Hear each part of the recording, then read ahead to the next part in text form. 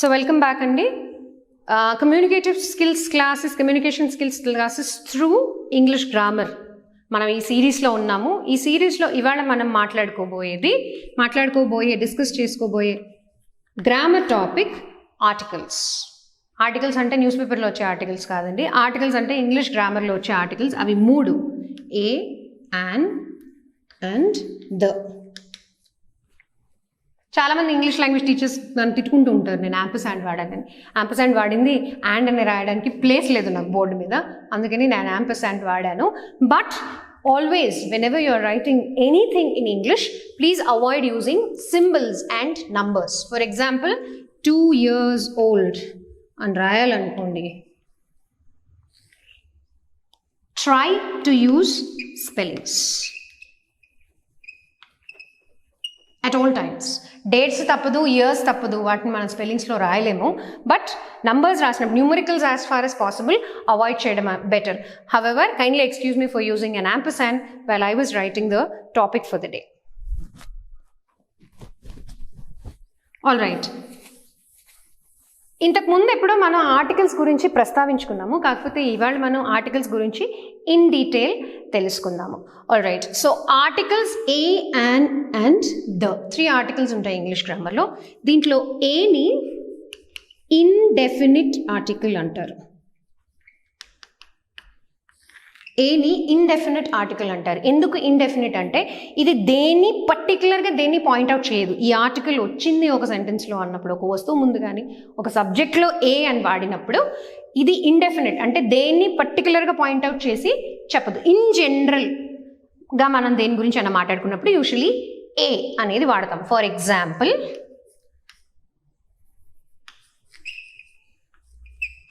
I am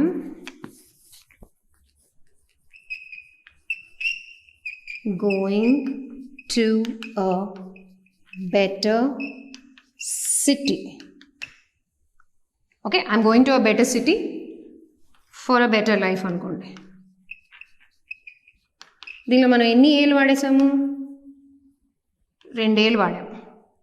okay, so ఎవరినో అడిగారు ఎక్కడికి వెళ్ళాలనుకుంటున్నావు అంటే, I'm going to a better city. Usually మనం ఒక చోటు నుంచి ఇంకో చోటుకి వెళ్ళేదాన్ని మైగ్రేషన్ అంటారు. ఎందుకు మైగ్రేట్ చేస్తాం? మనం ఒక చోటు నుంచి ఇంకో చోటుకి బెటర్ లైఫ్ లీడ్ చేయడానికి, better facilities, better payment, better accessibility to medical కానీ ఎడ్యుకేషన్ కానీ. యూజువల్లీ ఎడ్యుకేషన్ అండ్ బిజినెస్ పరంగా మనం మూవ్ అవుతాం ఒక చోటు నుంచి ఇంకో చోటుకి. So I'm going to a better city.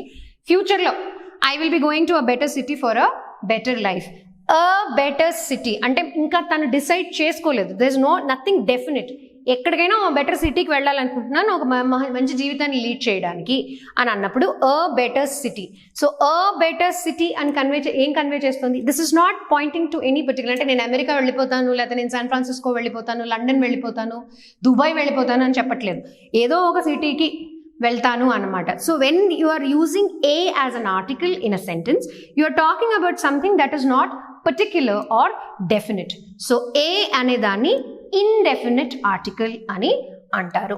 So ఈ ఇండెఫినిట్ ఆర్టికల్ ఏ అనేది ఎప్పుడు వాడాలి? In front of all consonant words.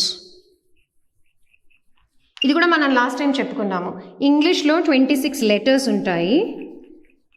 ఆ 26 లెటర్స్లో 5 letters are vowels and 21 letters are consonants. Okay, ఇవి వవల్స్ అంటే మన తెలుగులో అచ్చులు హల్లులు లాగా. అచ్చులని వవల్స్ అంటారు, హల్లులని కాన్సనెంట్స్ అంటారు. సో ఈ 21 కాన్సనెంట్స్ బిగిన్ అయ్యే ఏ పదం ముందు మనం ఆర్టికల్ వాడాలనుకున్నా ఏ అనే అక్షరాన్నే పెడతాము. For example, kite. మీరు ఏ కాన్సనెంట్ అన్న తీసుకుని అన్ని కాన్సనెంట్స్ రాసి చూపిస్తాను మీకు కావాలంటే. Give me consonants, tell me what are all the consonants please. B కాన్సనెంటేనా? Okay.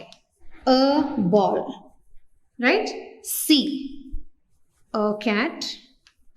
D, a dog. E ledu, F, a fish, right? G, a gun. H, a hat. I ledu, J, a jar. K, a kite. L, a lion. A lamb. Example రాస్తున్నా నేను. M, a monkey.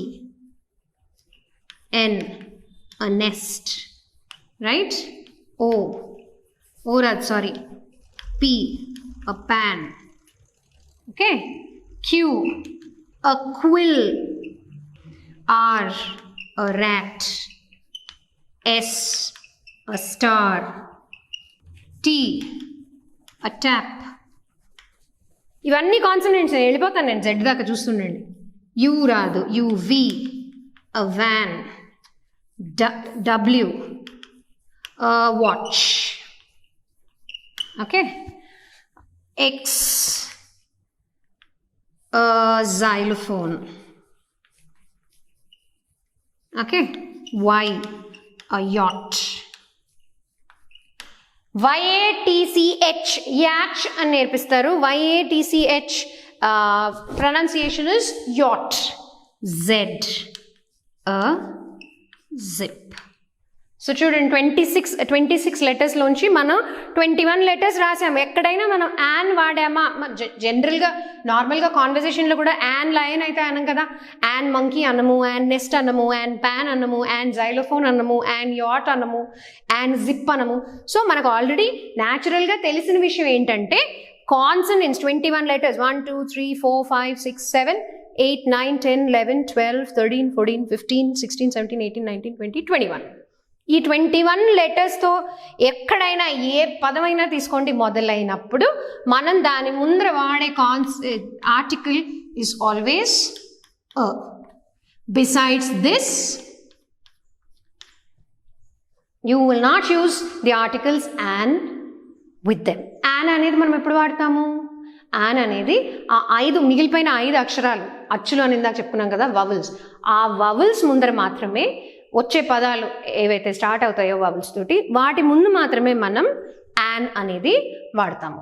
అది మనం next ఎపిసోడ్లో చూద్దాము. For now, A, the article a is called an indefinite article because it does not point out to any particular noun or subject, and you use a as an article before any word that begins with the 21 consonant letters or consonant sounds. In the next episode, we will talk about the article an and the definite article the. Thank you and see you soon.